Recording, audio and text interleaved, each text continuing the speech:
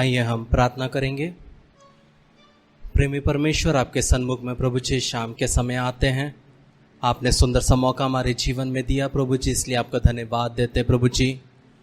अनेक लोग प्रभु जी इस वक्त दर्द में हैं, पीड़ा में हैं प्रभु जी, अपने प्रियजनों को खो दिए हैं प्रभु जी, लेकिन आपने हमें जीवितों के बीच में रखा प्रभु जी, इसलिए आपका धन्यवाद देते हैं प्रभु जी। आपकी इच्छा प्रभु जी हमारे जीवन में पूरी होने पाए प्रभु जी। जो कार्य आज प्रभु जी आप हमारे जीवन में करना चाहते हैं प्रभु जी, वो कार्य को पूरा करने के लिए प्रभु जी हम प्रभु जी अपने आप को समर्पित करते हैं। पवित्र आत्मा, आपका हम स्वागत करते हैं। आप हमसे बात करिए, आप हमारे बीच में झुंबिश करिए प्रभु जी। आपकी इच्छा हमारे जीवन में पूरी होने पाए प्रभु जी। शैतान के कोई भी चाल और कार्य प्रबल ना होने पाए। जो लोग रास्ते में हैं उन्हें सुरक्षित रूप से पहुंचने के लिए भी प्रभु जी मदद करिए। आज का आराधना, आज का वचन, हर एक प्रभु जी हम सब के लिए एक आशीष का कारण होने पाए प्रभु जी। ऐसा आप कर रहे, इसलिए आपका धन्यवाद देते हैं। छोटी सी विनती आपके बेटे यीशु नासरी के नाम से मांगते हैं, सुन और कबूल कर। आमीन, आमीन, आमीन। कितने लोगों का जीवन यीशु मसीह ने बदला है। आमीन। एक भजन संहिता पढ़ेंगे, भजन संहिता 105 उसका 17 से 22। Psalm 105 verses 17 to 22। उसने यूसुफ नाम एक पुरुष को उनसे पहले भेजा था, जो दास होने के लिए बेचा गया था। लोगों ने उसके पैरों में बेड़ियां डालकर उसे दुख दिया, वह लोहे के संकलों से जकड़ा गया। जब तक कि उसकी बात पूरी ना हुई, तब तक यहोवा का वचन उसे कसौटी पर कसता रहा। तब राजा ने दूत भेजकर उसे निकलवा लिया, और देश देश के लोगों के स्वामियों ने उसके बंधन खुलवाए। उसने उसको अपने भवन का प्रधान और अपनी पूरी संपत्ति का अधिकार ठहराया, कि वह उसके हाकिमों को अपनी इच्छा के अनुसार कैद करे और पुरनियों को ज्ञान सिखाए। 17वां वचन कहता है, प्रियो, उसने यूसुफ नाम एक पुरुष को उनसे पहले भेजा था, जो दास होने के लिए बेचा गया था। आज आप में से यहाँ पे लोग बैठे हैं। मैं कहना चाहता हूं कि परमेश्वर ने आपको कुछ कार्य के लिए पहले इस कलीसिया में भेजा है। एक रीजन से परमेश्वर ने आपको इस कलीसिया में भेजा है। लेकिन जोसेफ के जीवन में क्या हुआ? वो दास होने के लिए बेचा गया। हो सकता है आपके जीवन में आज आप ऐसी परिस्थिति में हो कि आपके जीवन से आप ऐसी परिस्थिति से होके गुजर रहे हो कि आपने एक्सपेक्ट नहीं किया था कि आपके साथ ऐसा कुछ होगा। जोसेफ ने कभी एक्सपेक्ट नहीं किया कि उसको बेचा जाएगा। हो सकता है उसको पता है कि परमेश्वर ने मेरे को स्वप्न दिखाया, मेरे को दर्शन दिखाया, मेरे ऊपर एक बहुत बड़ा कॉलिंग है, लेकिन कभी उसने ये नहीं सोचा था इस तरीके से लेके जाएगा। परमेश्वर ने आपको इस कलीसिया में लाया, लेकिन जो परिस्थितियां आज आपके जीवन में हो रही है वो आपने कभी एक्सपेक्ट नहीं किया होगा। 18वां वचन कहता है, लोगों ने उसके पैरों में बेड़ियां डालकर उसे दुख दिया, और वे लोहे के संकलों में जकड़ा गया। आज आप यहां बैठे हैं, परिस्थितियों के वजह से, लोगों के वजह से हो सकता है लोगों ने आपको बेड़ियों से जकड़ा है, परिस्थितियों ने आपको जकड़ा हुआ है, और आप नहीं जानते कि आप इसमें से कैसे बचकर निकलेंगे। आप नहीं जानते कि मैं इसमें से कभी निकल पाऊंगा कि नहीं निकल पाऊंगा। जिस तरह एक मुर्गी पिंजरे में बंद रहती है कटने के लिए, उसको नहीं पता कि वो उसमें से निकलेगी कि नहीं निकलेगी, वैसी परिस्थिति आपकी अलग अलग परिस्थितियों में से आप होकर गुजर रहे होंगे। लेकिन जब हम 19वां वचन पढ़ते वहां लिखा है, जब तक कि उसकी बात पूरी ना हुई, तब तक यहोवा का वचन उसे कसौटी पर कसता रहा। until the time that his word came, the word of the Lord tried him. जो परमेश्वर का वचन आपके जीवन के लिए कहा गया है, जो वायदे परमेश्वर ने आपके जीवन के लिए कहे हैं, वो जब तक पूरे नहीं हो जाते, याद रखो प्रियो, कभी भी परमेश्वर आपको छोड़ेगा नहीं। जोसेफ बेड़ियों में जकड़ा हुआ था, संकलों में जकड़ा हुआ था। वो सोच रहा था क्या मेरा जीवन यहीं खत्म हो जाएगा? क्या मैं अपने जीवन में कभी अपने परिवार को देख पाऊंगा? पिताजी और भाइयों की बात तो छोड़ दो, क्या मैं अपने जीवन में कभी अपनी पत्नी को देख पाऊंगा? क्या कभी मैं अपने वंश को देख पाऊंगा? कभी मैं अपने बच्चों को देख पाऊंगा? लेकिन परमेश्वर ने क्या किया? उसको वचन से कसता रहा।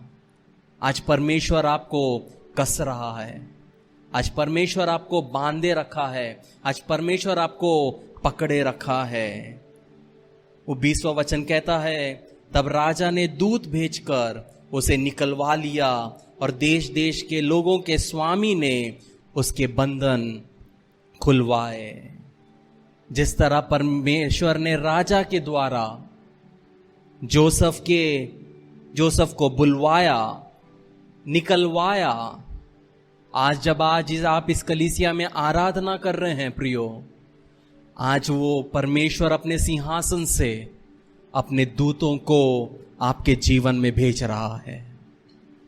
उन दूतों को आपकी परिस्थिति में भेज रहा है, ताकि वो दूत जाकर आप परिस्थितियों को बदले, वो दूत जाकर लोगों के मनों को बदले। जो संकलों में जकड़े गए हैं, जो बेड़ियों में जकड़े गए हैं, वो दूत जाकर उनको छुटकारा देंगे। उसने उसको 21वां वचन, उसने उसको अपने भवन का प्रधान और अपनी पूरी संपत्ति का अधिकारी ठहराया कि वह उसके हाकिमों को अपनी इच्छा के अनुसार कैद करे और पुरनियों को ज्ञान सिखाए। जिस तरह जोसेफ को परमेश्वर ने प्रधान बनाया और अपनी सारी संपत्ति का अधिकारी बनाया, वैसे ही परमेश्वर ने आपको और मुझे अपना बेटा और बेटी बनाया। जो दान वरदान पवित्र आत्मा का था, वो उसने जो यीशु मसीह को अपने पुत्र को दिया, वही पवित्र आत्मा उसने हमें दिया, ताकि हम शैतान को, 22वां वचन कहता है, हाकिमों को कैद कर सके, ताकि हम शैतान के कार्यों को कैद कर सके, शैतान के कार्यों को ऊपर हम प्रबल हो सके, ताकि शैतान हमारे जीवन में प्रबल ना हो सके, और पुरनियों को ज्ञान सिखाए, ताकि वो पवित्र आत्मा का ज्ञान और सामर्थ जो हमारे ऊपर है, वो ज्ञान हम एक दूसरे को सिखाएं, एक दूसरे को हम बढ़ाएं, ताकि सिर्फ मैं अकेले नहीं बढ़ूं, बल्कि हम सब साथ में बढ़े। क्योंकि जब तक हम साथ में नहीं बढ़ेंगे प्रियो, हम कभी नहीं कह सकते परमेश्वर ने हमको बढ़ाया। जब हम साथ में बढ़ेंगे, तब परमेश्वर हमें हर एक को हमारी परिस्थितियों में हमें बढ़ाएगा। एक बार एक पायलट एक विमान को चला रहा था। विमान को चलाते चलाते कॉकपिट से एक आवाज आई। जब आवाज आई तो पायलट को समझा जो आवाज आ रही है वो चूहे का है। चूहा कॉकपिट में घुस गया और तारों को कतरने लगा। जब पायलट ने बोला अपने जो लोग उनको गाइड करते हैं कि चूहा है कॉकपिट पे, तो पायलट को उन्होंने बताया जल्दी से लैंड करो, हो सकता है चूहा कोई गलत वायर काट दे, प्लेन क्रैश हो जाए, इतने सारे लोग मर सकते हैं। लेकिन ये पायलट के पास बुद्धि था। जब हर एक व्यक्ति उसको बोला नीचे जा, उसको पता था कि चूहा एक एल्टीट्यूड के बाद सांस नहीं ले सकता है। इंसान जैसे सांस ले सकते हैं वैसे चूहा नहीं ले सकता है। तो ये पायलट ने एकदम से अनाउंसमेंट किया कि मैं आप लोगों की परमिशन से मैं फ्लाइट को ऊपर लेके जाना चाहता हूं, क्योंकि लोग अगर मरेंगे तो उसके ऊपर जिम्मेदारी आएगी। लोगों ने बोला आपको जो सही लगता है आप करिए। पायलट ने सीट बेल्ट पहनवाया और विश्वास में प्लेन को ऊपर लेके गया। जैसे जैसे वो ऊपर लेते गया, चूहे का काटने का, कुतरने का आवाज कम हो गया और वो इतना ऊपर चला गया, फिर चूहे का कोई आवाज नहीं आया। थोड़ी देर में वो अपने डेस्टिनेशन के पास पहुंचा और उन्होंने बोला कि अब आप लैंड कर सकते हो। और वो लैंड करता है, पूरे लोग बच जाते हैं।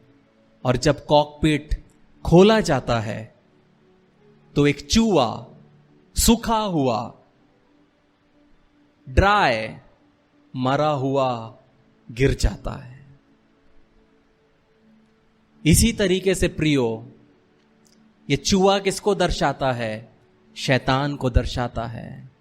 जब आपके जीवन में परिस्थितियां कठिन होती हैं, जब आपके जीवन में प्रॉब्लम्स आते हैं, सब लोग बोलेंगे तो 3 दिन का उपवास कर, तो 7 दिन का उपवास कर, तो 21 दिन का उपवास कर। उपवास से कुछ नहीं होने वाला। परमेश्वर के पास जाना है। जब आप परमेश्वर के पास जाओगे, परमेश्वर में बढ़ते जाओगे, एक चूहा हो या 1000 चूहा हो, वो सांस नहीं ले सकता। जब आप परमेश्वर के करीब रहोगे तो कितने भी लोग आपके ऊपर जादू टोना कर ले, कितने भी लोग आपके विरुद्ध में आपको श्राप दे दे, आपको कुछ भी बाधा आपके जीवन में नहीं लगेगी, क्योंकि आप परमेश्वर के करीब हो। हमें परमेश्वर के करीब होना है प्रियो, ताकि कोई भी चूहा के वजह से हमारे जीवन में कोई भी हानि ना होने पाए। हालेलुया। कितने लोगों को समझा मैं क्या कहना चाहता हूं? आमीन। हालेलुया।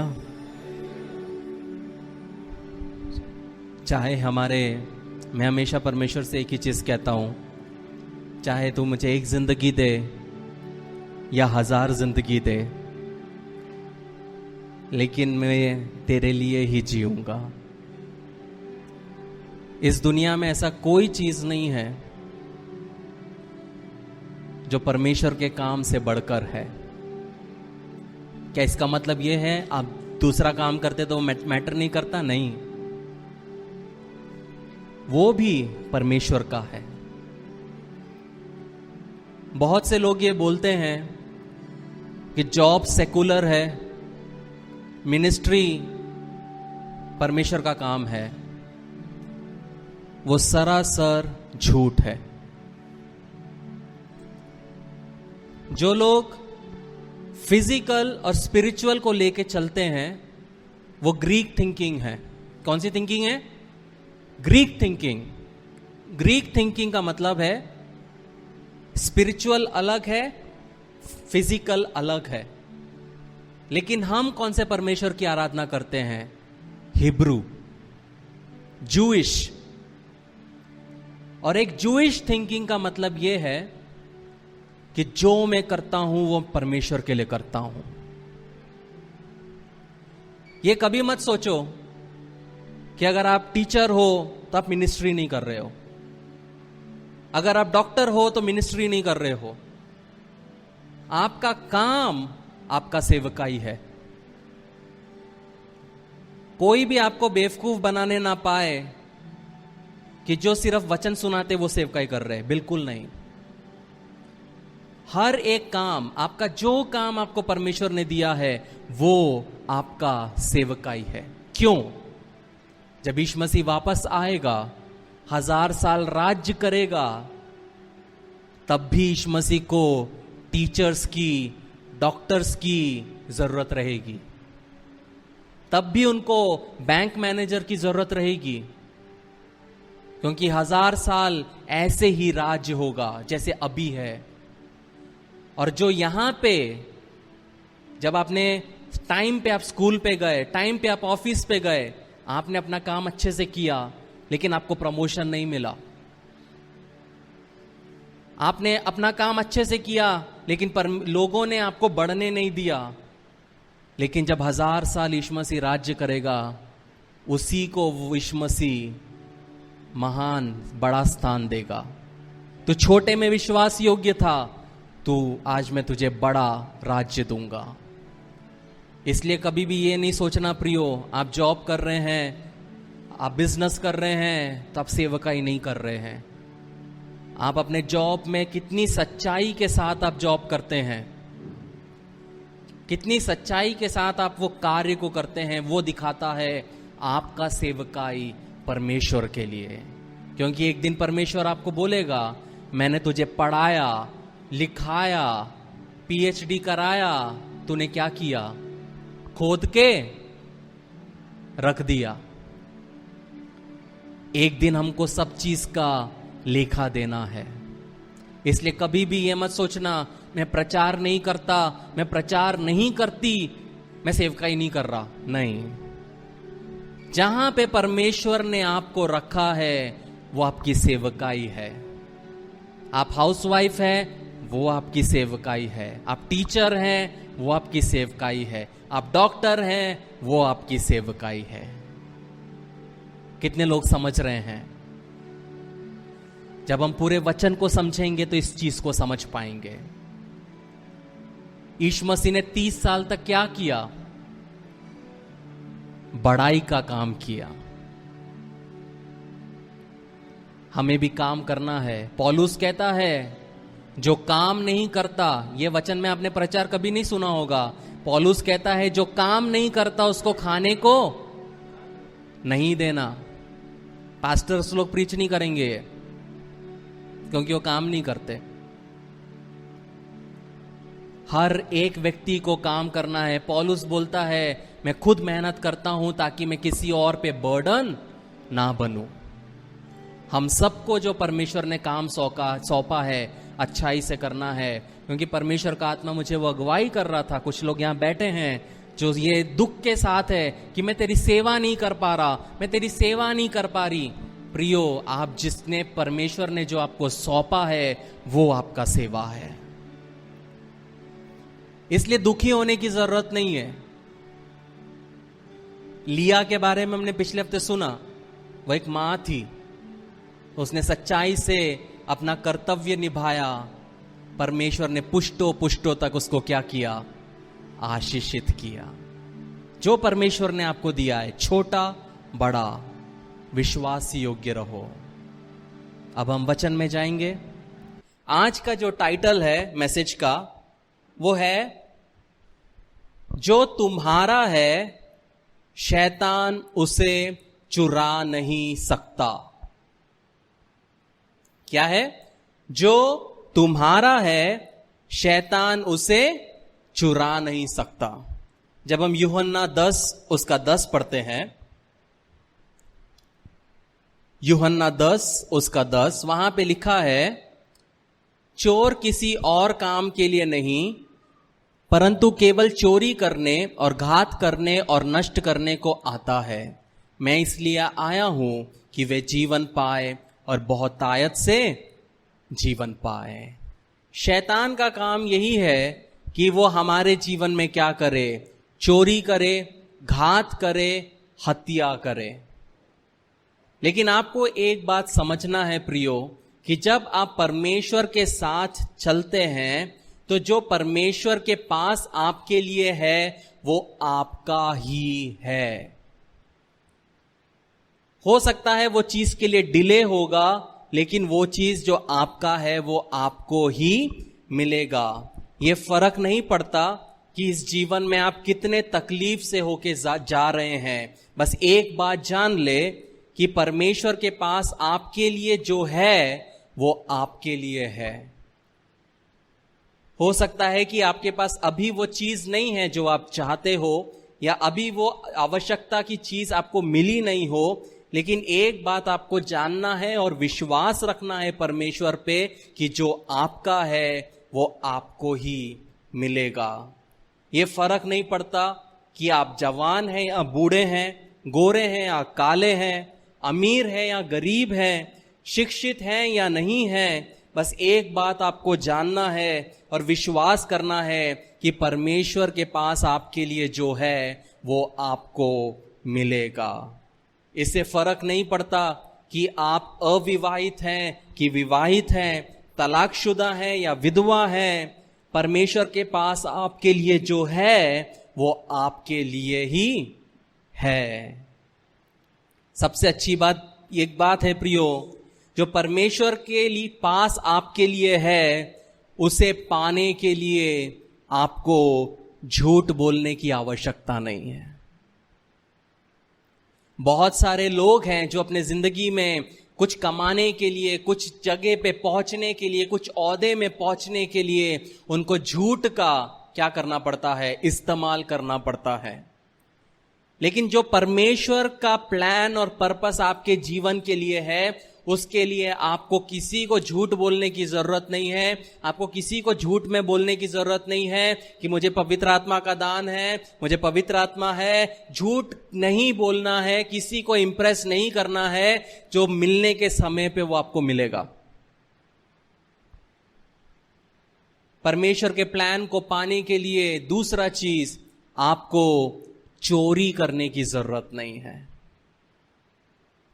बहुत से लोग हैं जो अपने जीवन में कुछ पाने के लिए क्या करते हैं, 100 कमाते हैं, 20 देते हैं, 80 अपने पास रख लेते हैं।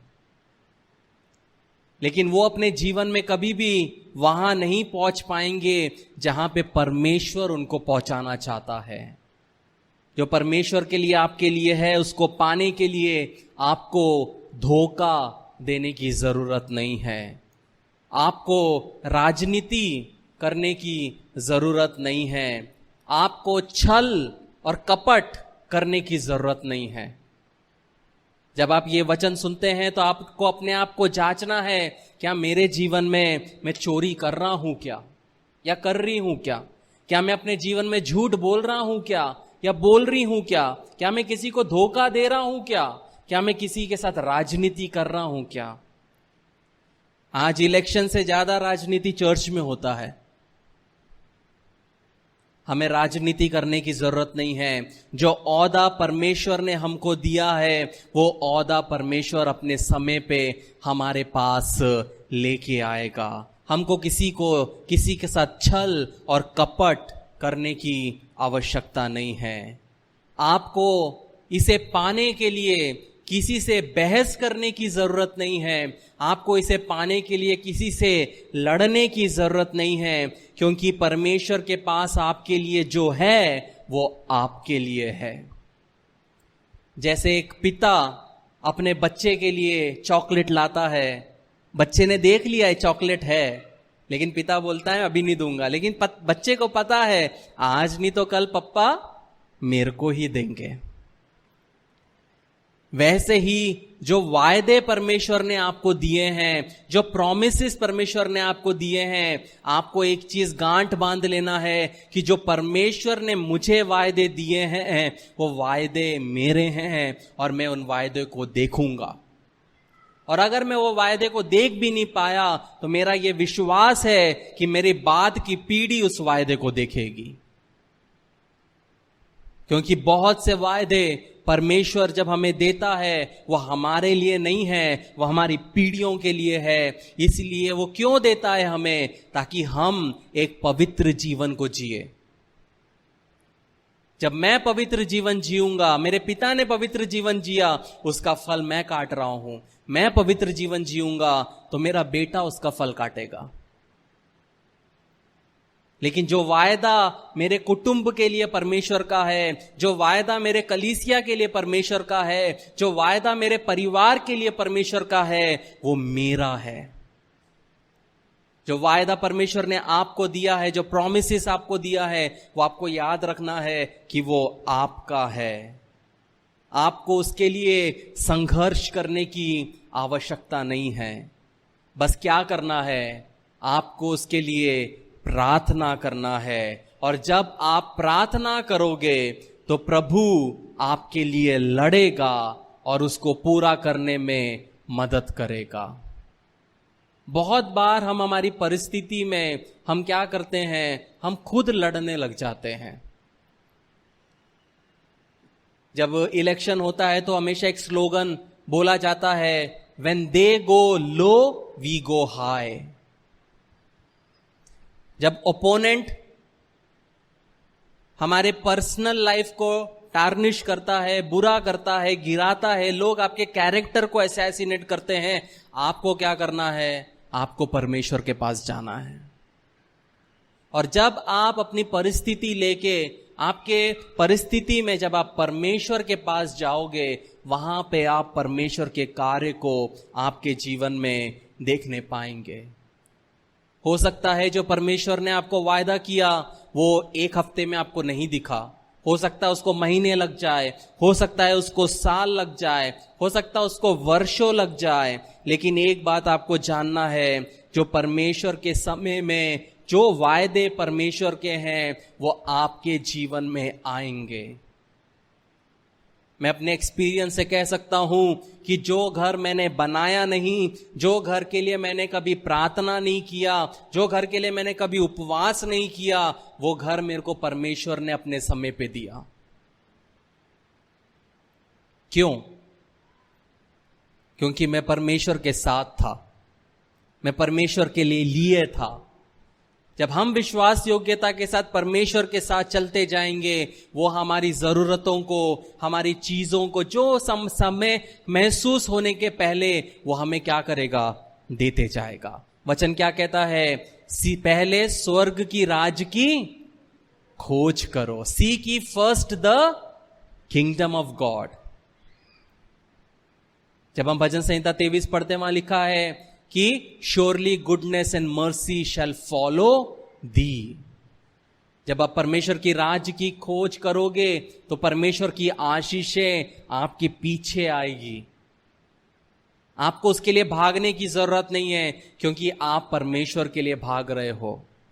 जब मैं सेवकाई में निकला तब मुझे बहुत टेंशन होता था कि मैं कैसे करूंगा, मेरे पास पैसा नहीं है, मेरे पास स्पॉन्सर्स नहीं है, मेरे पास सपोर्टर्स नहीं है, पार्टनर्स नहीं है, मैं कैसे करूंगा। मैं ऐसे बैठ के टेंशन लेता था। तो एक दिन बैठे बैठे परमेश्वर का आत्मा बोला, तब मेरे घर में एक बाई आती थी खाना बनाने। परमेश्वर के आत्मा ने बोला, देख उसको। मैंने उसको देखा।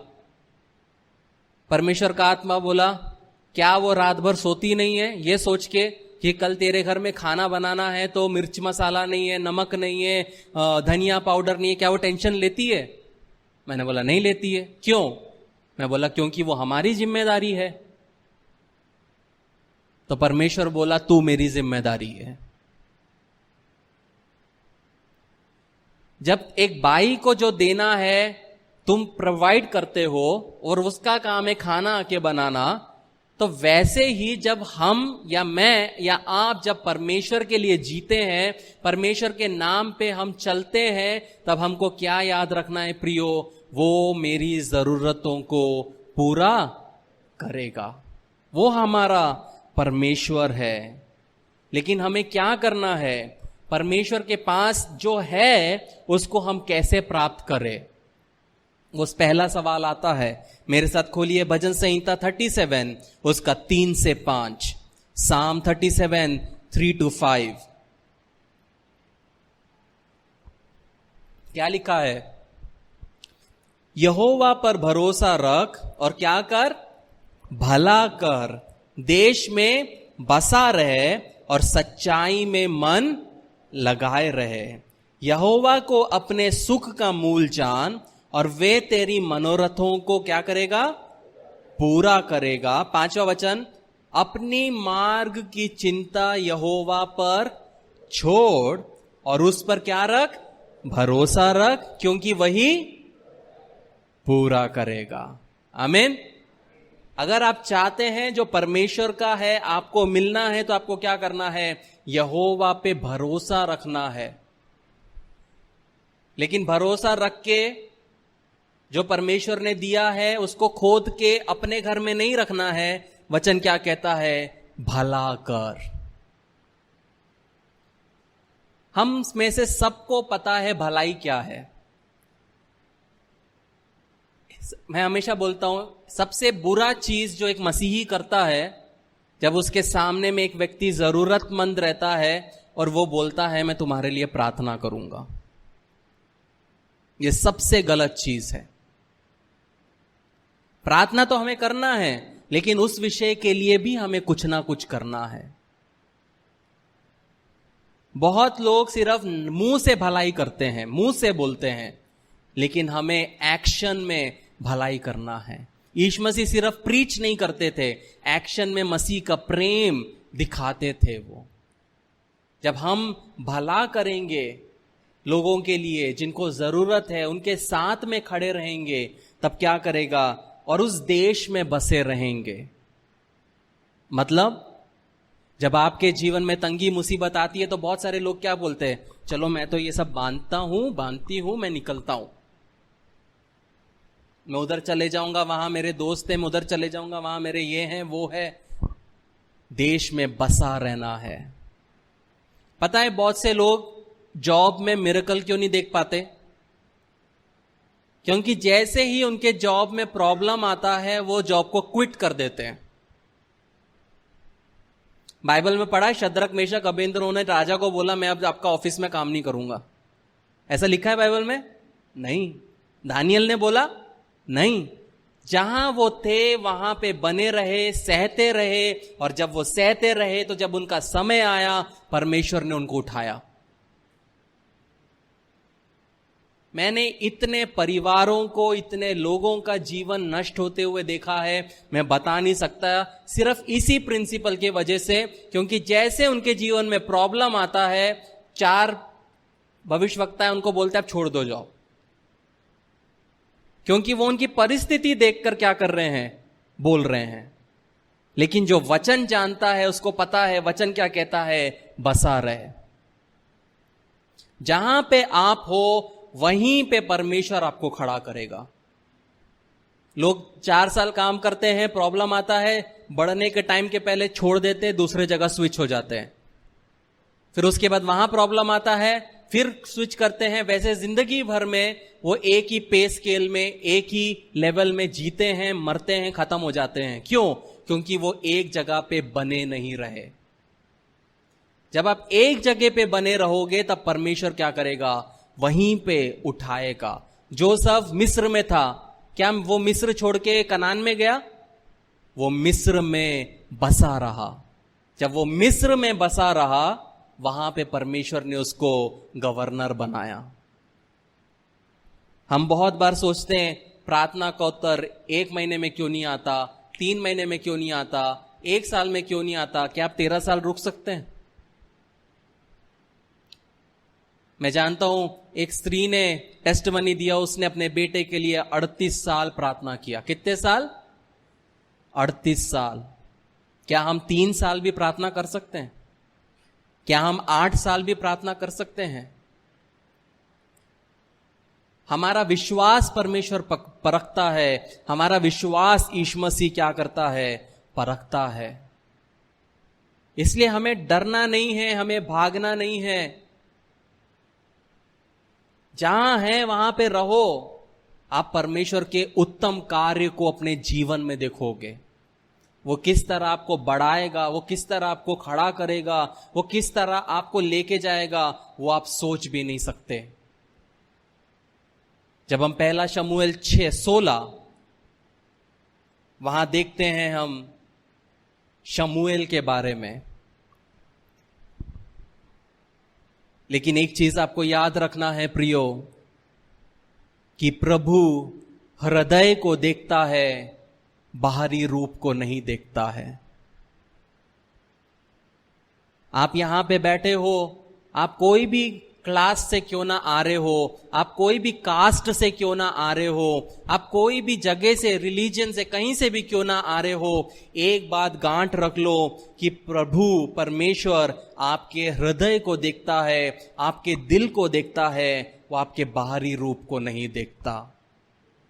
जब हम 1 शमूएल 16 उसका 1 से 5 पढ़ते हैं, वहां पे हम देख सकते हैं शमूएल के दिल को। जब हम 1 वचन पढ़ते हैं, वहां लिखा है, और यहोवा ने शमूएल से कहा, मैंने शाऊल को इस्राएल पर राज्य करने के लिए तुच्छ जाना है। प्रियो, जब आप परमेश्वर के बताए हुए रास्ते पे नहीं चलोगे, आप डिसोबीडियंस में चलोगे, अनाज्ञाकारिता में चलोगे, जिस तरह शाऊल चला। परमेश्वर शाऊल के बारे में क्या बोलता है? शाऊल को इस्राएल पर राज्य करने के लिए क्या जाना है? तुच्छ। मैं प्रार्थना करता हूं यहां जो भी बैठे हैं, जो हमें सुन रहे हैं, उनके जीवन में कभी भी ऐसी परिस्थिति ना आने पाए कि परमेश्वर आपको देखे और परमेश्वर को आपसे तुच्छ महसूस हो। उसके बाद कहता है, तू कब तक उसके विषय विलाप करता रहेगा? अपने सींग में तेल भर के चल, मैं तुझे बेतलेहमी यीशे के पास भेजता हूं, क्योंकि मैंने उसके पुत्रों में से एक को राजा होने के लिए चुना है।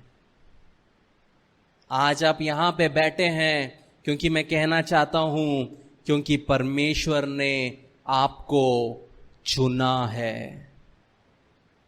ये समय पे आप अपने घर में बैठ सकते थे, कूलर में बैठ सकते थे, कोई मूवी देख सकते थे, लेकिन आपने इस गर्मी में 4 बजे गर्मी में आना सही समझा। आपने समय निकाल के परमेश्वर को प्रथम स्थान देते हुए आप यहां आए। क्यों? क्योंकि परमेश्वर ने आपको चुना है।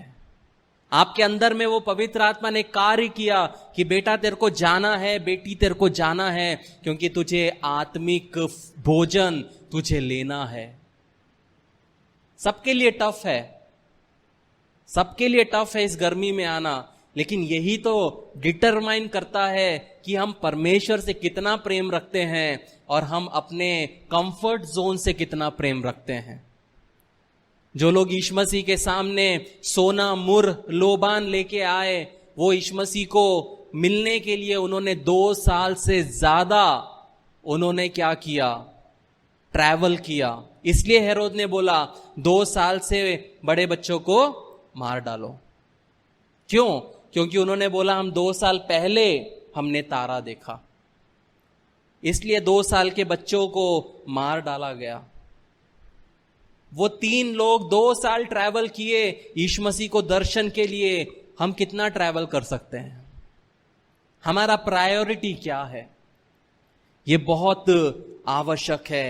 लेकिन यहां पे एक चीज जानने वाली बात है, बहुत इंपॉर्टेंट है।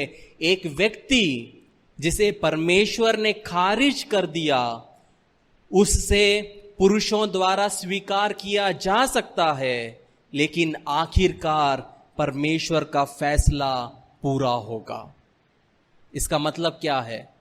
शाऊल 2 साल में ही परमेश्वर ने शाऊल को तिरस्कार कर दिया था, लेकिन 40 साल तक शाऊल राज किया। 2 साल परमेश्वर उसके साथ था, 38 साल परमेश्वर उसके साथ नहीं था, लेकिन लोग उसके साथ थे। लेकिन 40 साल के बाद जो होना था, जो परमेश्वर ने बोलना था, जो परमेश्वर ने बोला था, उसके साथ वैसा हुआ। बहुत से लोग हैं जिनको परमेश्वर ने तिरस्कार कर दिया है, परमेश्वर ने छोड़ दिया है, निकाल दिया है, लेकिन लोग उनको पकड़ के रखे हैं। लेकिन एक समय आएगा जब लोग समझ जाएंगे कि परमेश्वर ने इस व्यक्ति को बहुत पहले ही छोड़ दिया था। यहां पे हम देखते हैं परमेश्वर शमूएल से कहता है, तू कब तक उसके विषय में विलाप करता रहेगा। पहला कैरेक्टर शमूएल का क्या था? वो पाप के लिए शोक करता था। जब शाऊल पहली बार राजा बना, शमूएल वहां पे था। शमूएल ने खुद शाऊल को अभिषेक किया। पूरे इस्राएल में शाऊल की नाई कोई भी अच्छा उम्मीदवार नहीं था। शाऊल की शुरुआत बहुत अच्छी थी, लेकिन उसके घमंड के वजह से, आज्ञा ना मानने के वजह से परमेश्वर ने उसको तिरस्कार कर दिया। लेकिन शमूएल यहां क्या कर रहा है? विलाप कर रहा है, रो रहा है। शमूएल शाऊल के लिए शोक मना रहा है। वे शाऊल के पाप के लिए विलाप कर रहा है। वे शाऊल की अनाज्ञाकारिता के लिए विलाप कर रहा है। मेरा सवाल आपसे यह है कि क्या आप पाप के लिए शोक मनाते हो? आपका भाई, आपका मसीह भाई बहन जब पाप में चलते हैं तब क्या आप विलाप करते हो? क्या आप शोक मनाते हो? क्या आप अपने पापों के लिए विलाप करते हो? क्या आप अपने पापों के लिए शोक मनाते हो? क्या बहुत जरूरी है प्रियो, अपने पर्सनल टाइम में हमें अपने लिए रोना है। हमें जानना है कि प्रभु जी मैं कितना बड़ा पापी हूं, मुझ में कोई खूबी नहीं। विलाप करना है, वो दिखाता है कि हम परमेश्वर के प्रेम को कितना जानते हैं, कि हम में ऐसी कोई खूबी नहीं है, मुझ में कोई खूबी नहीं है कि मैं यहां खड़ा रहूं, लेकिन यह परमेश्वर की दया है। दूसरा हम शमूएल से सीखते हैं, जब हम दूसरा और तीसरा वचन पढ़ते हैं वहां हम देखते हैं कि वो खतरे में परमेश्वर पर भरोसा रखता है। क्या लिखा है दूसरा वचन? शमूएल को परमेश्वर बोलता है, क्या बोलता है पहले वचन में? कि अपने सींग में तेल भर के चल, मैं तुझको बेतलहमी यीशे के पास भेजता हूं, क्योंकि मैंने उसके पुत्रों में से एक को राजा होने के लिए चुना है। शमूएल बोला मैं क्यों कर जा सकता हूं? यदि शाऊल सुन लेगा तो मुझे घात करेगा। यहोवा ने कहा, एक बछिया साथ ले जाकर कहना कि मैं यहोवा के लिए यज्ञ करने को आया हूं, और यज्ञ पर यीशे को न्योता देना, तब मैं तुझे जता दूंगा कि तुझको क्या करना है, और जिसको मैं तुझे बताऊं उसी को मेरी ओर से अभिषेक करना। यहां पे हम देख सकते हैं परमेश्वर शमूएल को एक बहुत खतरनाक विजिट पे भेजता है। शमूएल को पता है कि अगर शाऊल को पता चल गया कि मैं किसी और को राजा बनाने के लिए जा रहा हूं, वो मेरा क्या करेगा? घात करेगा, वो मुझे मार डालेगा। उसका जान जोखिम में था। लेकिन एक चीज बात बहुत इंपॉर्टेंट है, उसने परमेश्वर को मना नहीं किया। जब परमेश्वर ने उससे बोला तुझे जाना है, शमूएल ने यह नहीं बोला परमेश्वर मैं नहीं जाऊंगा, लेकिन शमूएल बोला मैं कैसे जा सकता हूं, मैं क्या करूं, तू मुझे बता, तू मेरी अगुवाई कर। तो परमेश्वर के ऊपर शमूएल ने अपनी चिंता को छोड़ दिया। जब आपके जीवन में ऐसी परिस्थिति आती है, जब आप नहीं जानते आपको क्या करना है, तो उसमें से क्विट नहीं करना है, बल्कि परमेश्वर से पूछना है, परमेश्वर तू क्या चाहता है कि मैं करूं, तू बता मैं करूं। जिस तरह परमेश्वर ने शमूएल को एक प्लान दिया, वैसे ही परमेश्वर आपको भी क्या करेगा? एक प्लान देगा आपके जीवन के लिए। बहुत बार हम मांगते नहीं, इसलिए परमेश्वर का प्लान हमारे जीवन में आता नहीं है। हमको परमेश्वर का प्लान जानना है तो हम 10 लोगों को फोन करके पूछेंगे, लेकिन हम 10 मिनट अपने घुटने पे बैठ के परमेश्वर से पूछने के लिए हमारे पास वक्त नहीं है। हमें अपने घुटनों पे आके परमेश्वर से पूछना है, क्योंकि वो पवित्र आत्मा हमारे साथ है।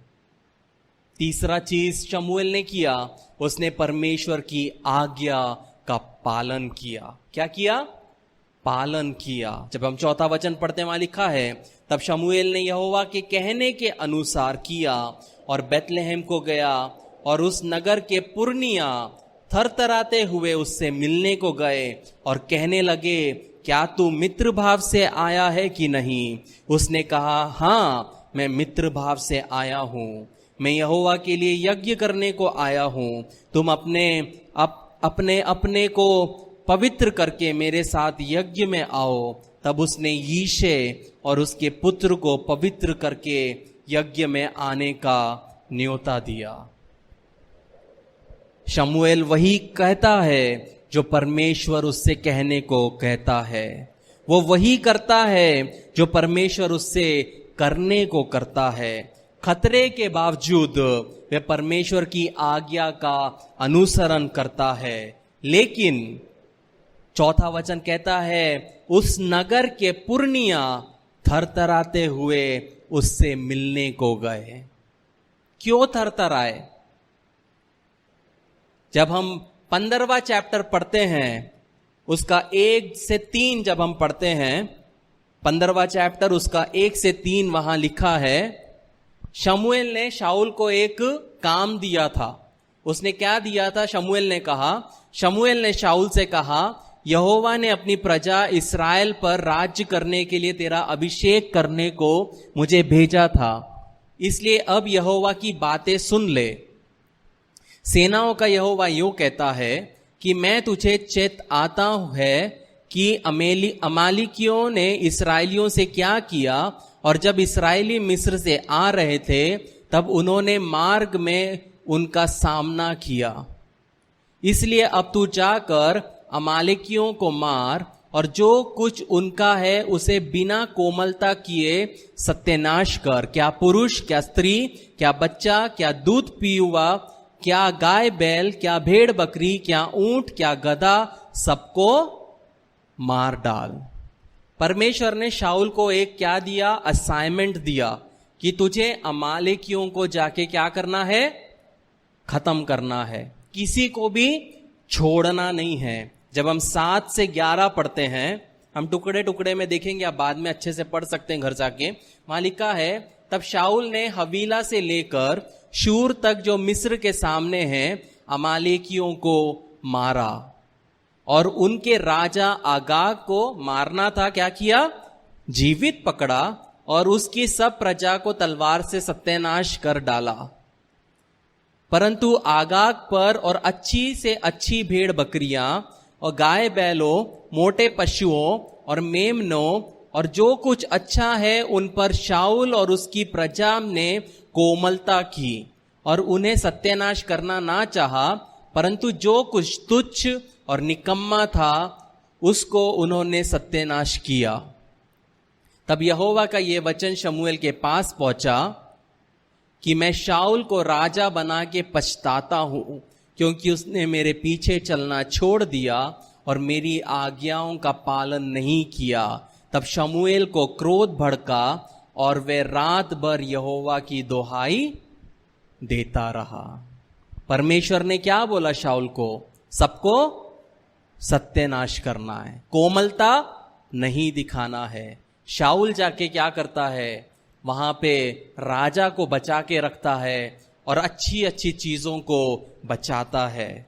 जब हम 13 से 15 पढ़ते हैं, वहां पे लिखा है 13 से 15,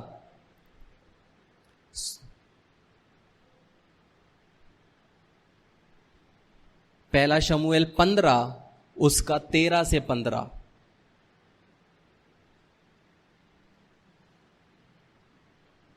तब शमूएल शाऊल के पास गया और शाऊल ने उससे कहा, तुझे यहोवा की ओर से आशीष मिले, मैंने यहोवा की आज्ञा पूरी की है। सोचो, परमेश्वर की आज्ञा उल्टा करने के बाद वो शमूएल को आके क्या बोलता है? मैंने परमेश्वर की आज्ञा पूरी की है। ऐसे ही बहुत बार हम लोग भी रहते हैं, हम विश्वास में चलते नहीं हैं, वचन में चलते नहीं हैं, और जब पास्टर के पास आते तो बोलते हम तो बस परमेश्वर के साथ में लवलीन चल रहे हैं। लेकिन यहां क्या बोलता है शमूएल? शमूएल ने कहा, फिर भेड़ बकरियों का ये मीमियाना और गाय बैलों का ये बबाना जो मुझे सुनाई देता है, ये क्या हो रहा है?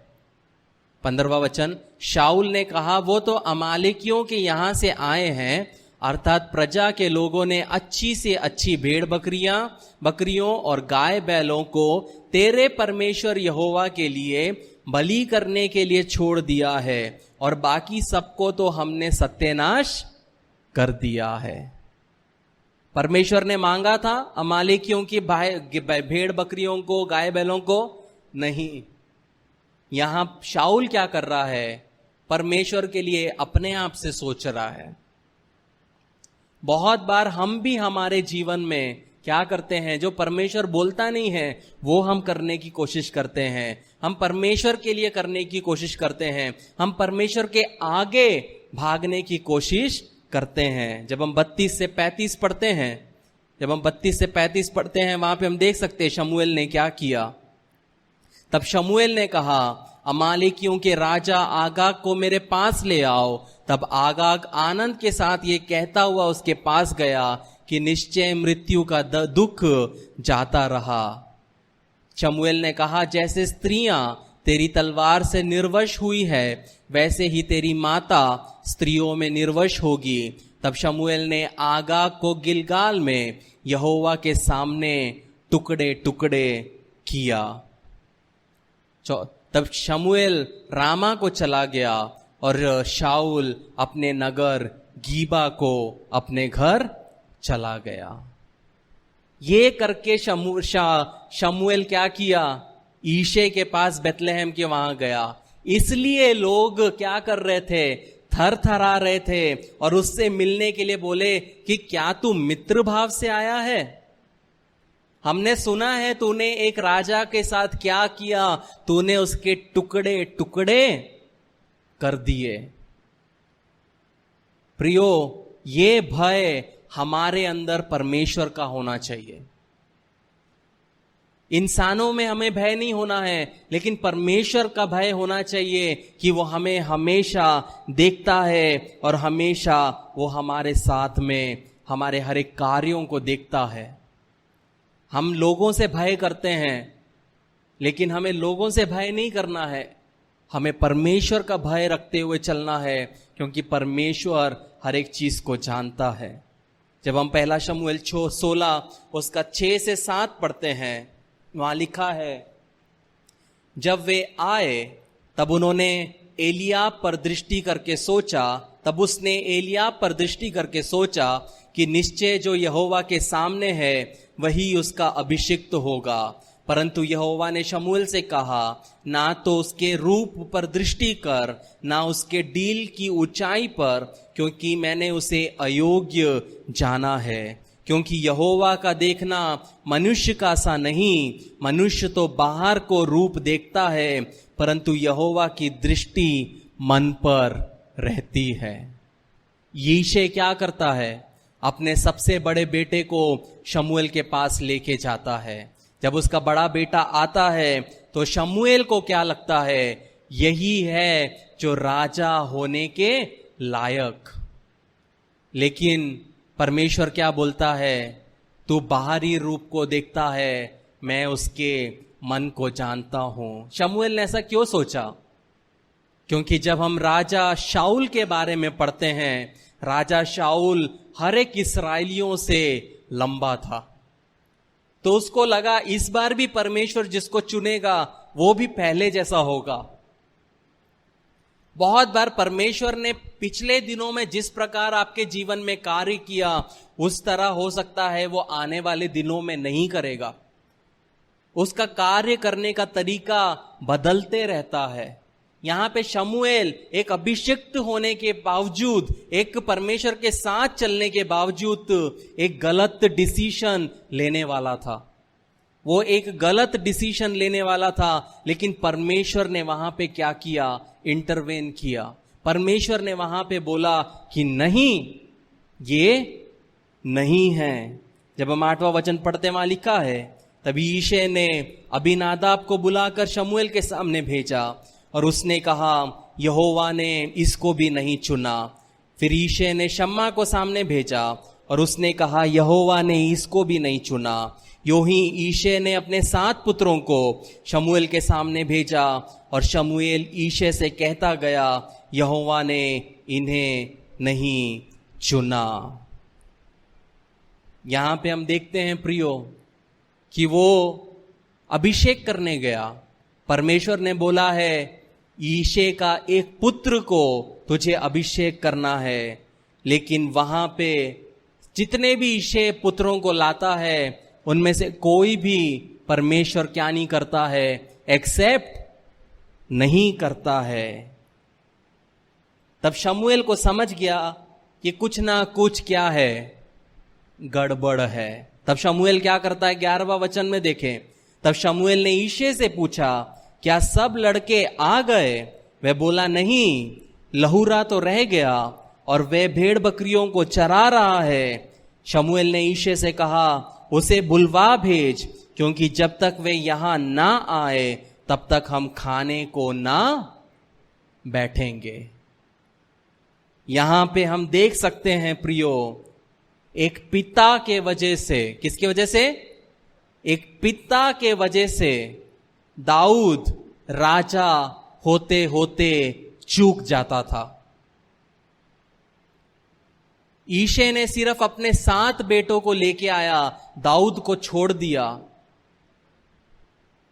लेकिन परमेश्वर वहां पे क्या कर रहा है? एक कार्य को कर रहा है। परमेश्वर ने 7 को मना किया और शमूएल को क्या किया? फोर्स किया पूछने के लिए कि अगर परमेश्वर ने बोला है तो परमेश्वर झूठ बोलने वाला नहीं है। तो उस ईशे से पूछा, तेरा और कोई बेटा है क्या? तब उसने बोला, हाँ, एक लूहरा है, एक बेटा है, लेकिन वो तो क्या है? वो तो चरवाहा है, वो तो भेड़ बकरियों को देख रहा है। एक चरवाहा उस जमाने में सबसे छोटा जाना जाता था। जो व्यक्ति लीस्ट इंपॉर्टेंट है, जो व्यक्ति कोई काम का नहीं है, जिसको घर वाले बिल्कुल भी इंपॉर्टेंस नहीं देते, वो क्या करता था? वो चरवाहे का काम करता था। लेकिन याद रखे कि ईशे ने बोला, शमूएल ने ईशे को बोला कि तुमको यज्ञ में आना है, तो भी ईशे ने दाऊद को लेके नहीं गया। वहां पे शैतान ने ईशे के दिल में क्या किया? कार्य किया ताकि दाऊद राजा ना बन सके। बहुत बार हमारे जीवन में भी ये होता है प्रियो, जो हमें मिलना चाहिए वो हमें ना मिलने के लिए शैतान क्या करता है? बहुत ईशे लोगों को उपयोग में लाता है। लेकिन इसका एक और रीजन है, मेरे को पता है कि शायद आपने कभी नहीं सुना होगा, और ये जो मैं बताने वाला हूं ये बाइबल में नहीं है, तो इसको आप एक इंफॉर्मेशन के तौर पे ले सकते हैं। अगर आपका आत्मा रिसीव करे तो आप उसको एक्सेप्ट भी कर सकते हैं। लेकिन जब जूइश लिटरेचर, जो यहूदी कल्चर में, उनके जो किताबों में लिखा है, हम जब बाइबल पढ़ते हैं कहीं पे भी दाऊद की मां का नाम लिखा है नहीं है। कहीं लिखा है? किसी ने पढ़ा है दाऊद की मां का नाम? नहीं। लेकिन जूइश लिटरेचर में, जो जूइश लोगों का, यहूदी लोगों का जो किताब है, उसमें लिखा गया है दाऊद की मां का नाम, और उसका नाम था नित्सवेट करके। दाऊद की मां कहा जाता है, दाऊद की जो मां थी, जब हम 1 शमूएल 11 उसका 1 पढ़ते हैं, वहां पे हम देख सकते हैं एक अमोनी राजा नहाश, और जो दाऊद की मां थी वो ये नहाश राजा से उसकी शादी हुई थी। और बाइबल कहता है कि दाऊद की और भी बहनें थी। मैं डीप में नहीं जा सकता, मैं शॉर्ट में आपको बताऊंगा। दाऊद की कजन बहनें भी थी। तो वो जो बहन थी दाऊद की मम्मी नित्सवेट से हुई थी। लेकिन नित्सवेट ने क्या कि जेस्सी ने बाद में नित्सवेट से, क्योंकि वो अमोनी राजा की बीवी थी, उसको शायद उसने छोड़ दिया, वो उससे शादी करता है। और उसके द्वारा क्या होता है? उसके 7 बेटे होते हैं। ये कल्चर कहता है, उनका वहां के जैसे लिटरेचर है वो ये कहता है। लेकिन क्या हुआ कि जब उसके 7 बच्चे हो गए तो जस्सी को लगा कि मेरी पत्नी पवित्र नहीं है, और उसने क्या किया? उसने डिसाइड किया कि वो एक कनानी स्त्री से, जो उसकी सेविका है, जो उसके उस जमाने में शादी कर सकते थे, जैसे जेकब ने लिया फिर उसकी सेविका के साथ में मिला उसको, वैसे ही यहां पे उसने सोचा कि मैं एक कनानी स्त्री से शादी करूंगा। लेकिन यहां पे क्या हुआ कि जिस तरह लाबान ने रेचल के जगह क्या किया? लिया को रखा, वैसे ही जो ये कनानी स्त्री की जिस दिन शादी हुई थी, वो कनानी स्त्री दाऊद की मम्मी को, नित्सवेट को बोलती है कि मेरे जगह तू चले जा। और यीशे को नहीं पता था कि ये नित्सवेट है। और जब कुछ समय के बाद में नित्सवेट प्रेग्नेंट होती है, और कुछ समय के बाद सबको पता चलता है कि ये मां बनने वाली है, तब हर एक व्यक्ति, दाऊद का पिता, दाऊद का परिवार, वहां का पूरा एरिया के लोग उसके बारे में गलत सोचने लगे। लेकिन वो थी जस्सी की औलाद। लेकिन वो कौन जानता था? जस्सी भी नहीं जानता था, लेकिन कौन जानता था? परमेश्वर जानता था। इसीलिए जब शमूएल ने ईशे को बोला कि अपने बेटों को लेके आने, तब उसने 7 बेटों को लेके गया, लेकिन उसको क्या लग रहा था कि उसकी पत्नी ने किसी और के साथ वो सोई है, उसने व्यभिचार किया है, ये राजा होने के लायक नहीं है। अब मैं कुछ वचन पढ़ाऊंगा, तब आपको समझेगा। भजन संहिता 69 उसका 8 पढ़िए, जो दाऊद ने लिखा है। भजन संहिता 69 उसका 8, वहां क्या लिखा है?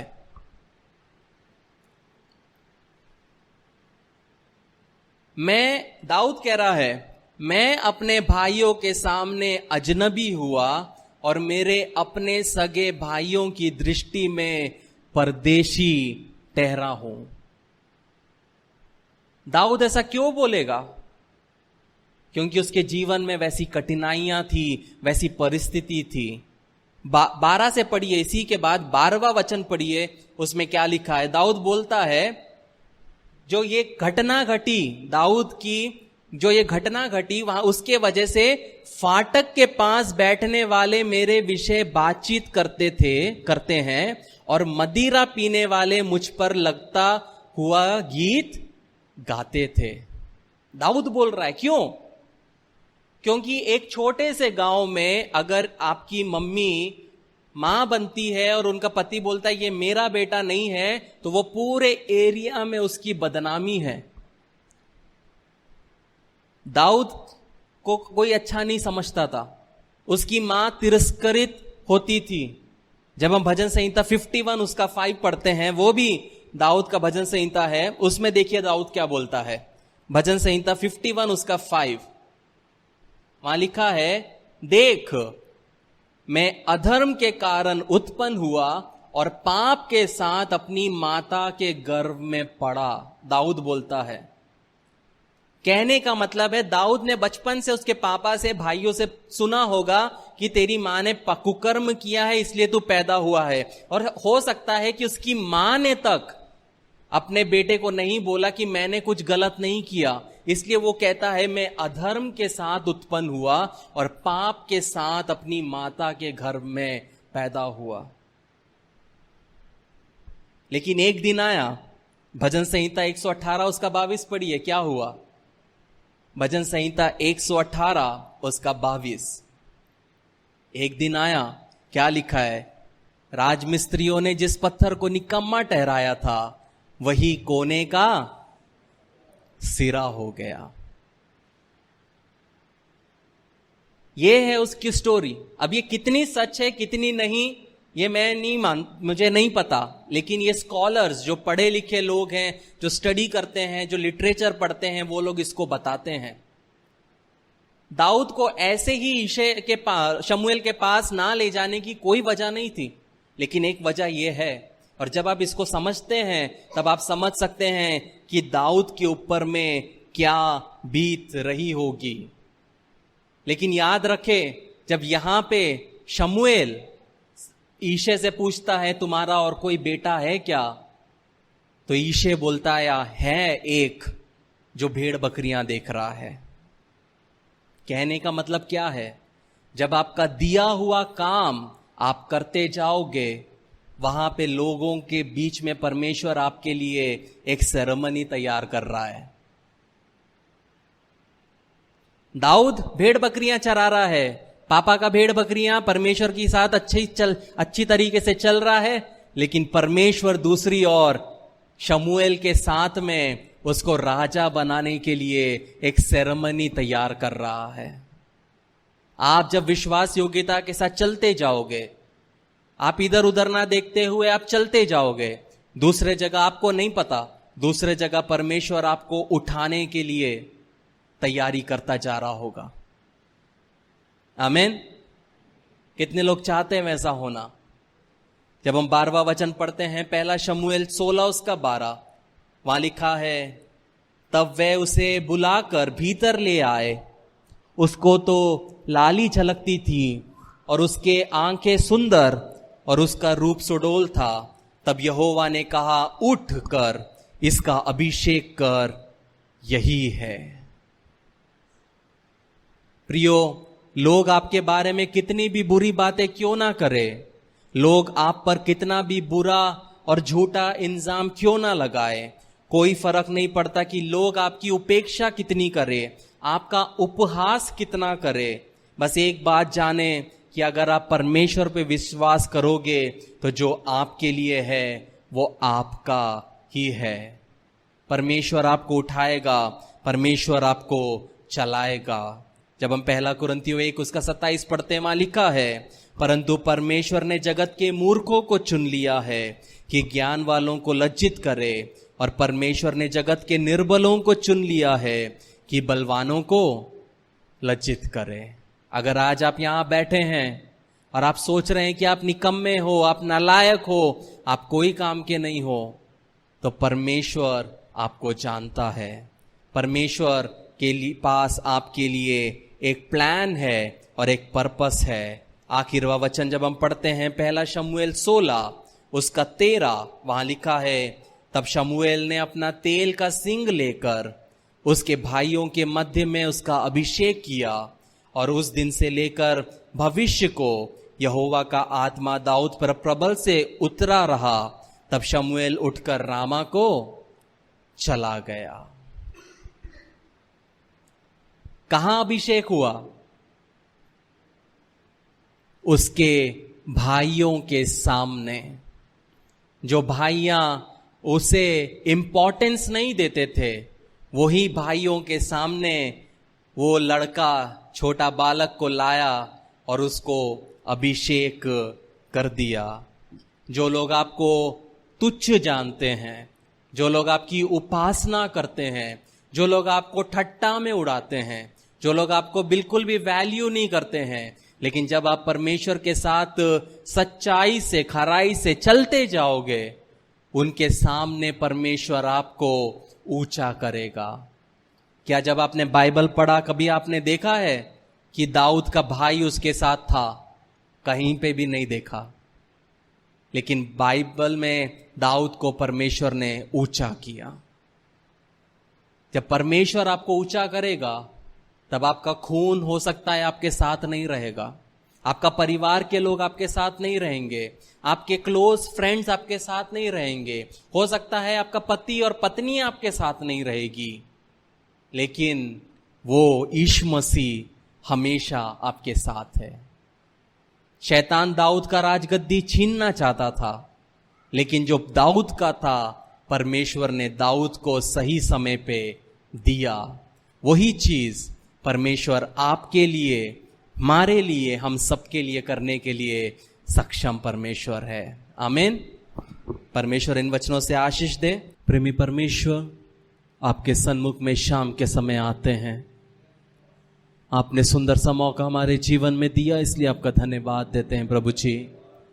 कुछ समय प्रभु जी आपके सन्मुख में बैठने के लिए, आपके वचन से सीखने के लिए, आपकी आराधना करने के लिए, आपके वचन से प्रभु जी सुनने के लिए हम सबको मदद किया, इसलिए आपका धन्यवाद देते हैं प्रभु जी। प्रभु जी, हर एक जन जो यहाँ पे उपस्थित है प्रभु जी, उनको आपके हाथों में देते प्रभु जी, उनके जीवन को आपके हाथों में देते प्रभु जी। आपकी इच्छा प्रभु जी उनके जीवन में पूरी होने पाए प्रभु जी। शैतान के कोई भी चाल और कार्य उनके जीवन में प्रबल ना होने पाए प्रभु जी। हर एक दुष्ट के चालों को, हर एक दुष्ट के कार्यों को यीशु नासरी के नाम से प्रभु जी हम प्रभु जी नासूर करते हैं, हम डिस्ट्रॉय करते हैं प्रभु जी। आपके आत्मा का कार्य प्रभु जी हर एक के परिवारों में होने पाए प्रभु जी, हर एक के जीवनों में होने पाए प्रभु जी। प्रभु जी, जो आपने उनके जो प्लान और पर्पस प्रभु जी जो आपने अपने बच्चों के लिए उनके जीवनों में रखा है प्रभु जी, शैतान उसको चुराने ना पाए प्रभु जी। और जो उनका है प्रभु जी, वो प्रभु जी उनके जीवन में, उनके कुटुंब में, उनके परिवार में, उनके बच्चों के जीवन में, उनके जॉब में, उनके बिजनेसेस में प्रभु जी देखने पाए प्रभु जी। प्रभु जी, हम सबके परिवारों में प्रभु जी आप बढ़ने पाए प्रभु जी। प्रभु जी, आप हमें पूछ नहीं बल्कि सर बनाने वाले परमेश्वर है प्रभु जी। आप हमारा मुंह कभी लज्जित ना होने देने वाले परमेश्वर है प्रभु जी। आप हमारा मुंह कभी काला होने नहीं देने वाले ऐसे परमेश्वर है प्रभु जी। जो लोग यहाँ पे उपस्थित हैं उनके जीवनों को आप जानते हैं प्रभु जी, उनकी परिस्थितियों को आप जानते हैं प्रभु जी। प्रभु जी हर एक टेढ़े मेढ़े रास्ते सीधे होने पाए प्रभु जी, हर एक पहाड़ी परिस्थितियां समतल होने पाए प्रभु जी, हर एक प्रभु जी लाल समुद्र की परिस्थितियां उनके बीच में से रास्ते खुलने पाए प्रभु जी। जिस तरह आपने प्रभु जी इसराइलियों के लिए प्रभु जी अद्भुत चमत्कारों को किया प्रभु जी, उनको मरुभूमि में मन्ना खिलाया, पानी दिया प्रभु जी, वैसे ही प्रभु जी अपने बच्चों की जरूरतों को जान के प्रभु जी, अब जरूरतें प्रभु जी महसूस होने के पहले प्रभु जी आप उनको प्रभु जी आशीषित करिए प्रभु जी। ऐसा आप कर रहे प्रभु जी, इसलिए आपका धन्यवाद देते हैं प्रभु जी। हर एक गलत संगति छूटने पाए प्रभु जी, हर एक गलत आदतें टूटने पाए प्रभु जी, हर एक गलत लोग जो शैतान इनके जीवनों में लाया है, इनके परिवारों में लाया है, वो टूटने पाए प्रभु जी। हर एक गलत बंधन टूटने पाए प्रभु जी, हर एक गलत रिश्तेदारी छूटने पाए प्रभु जी। सिर्फ प्रभु जी जिन लोगों को आपने चुना है प्रभु जी, सिर्फ वही लोग प्रभु जी इनके जीवन में आने पाए प्रभु जी। शैतान के हर एक चाल और कार्य प्रभु जी फेल होने पाए प्रभु जी। वो हारा हुआ है प्रभु जी, वो कभी भी हमारे जीवन में प्रभु जी जीतने ना पाए प्रभु जी। आपको प्रथम स्थान देते हुए प्रभु जी अपने जीवन को व्यतीत करने के लिए हम सबको मदद करिए प्रभु जी। आप बड़े हम घटे, हमारे जीवन के द्वारा सिर्फ और सिर्फ आपकी नाम की बड़ाई हो प्रभु जी। हम एक ऐसा इंसान बनने में मदद करिए जैसा आप चाहते हैं। हमारे बोलचाल में, चाल चरण में, रहन सहन में आप दिखने पाए प्रभु जी। ऐसा आप कर रहे प्रभु जी, इसलिए आपका धन्यवाद देते हैं प्रभु जी। शैतान के कोई भी चाल और कार्य प्रबल ना होने पाए प्रभु जी। आप बड़े हम घटे प्रभु जी। छोटी सी विनती आपके बेटे यीशु नासरी के नाम से मांगते हैं, सुन और कबूल कर। आमीन, आमीन, आमीन। प्रभु यीशु मसीह का अनुग्रह और परमेश्वर का प्रेम और पवित्र आत्मा की सहभागिता हम सबके साथ होती रहे। आमीन, आमीन, आमीन।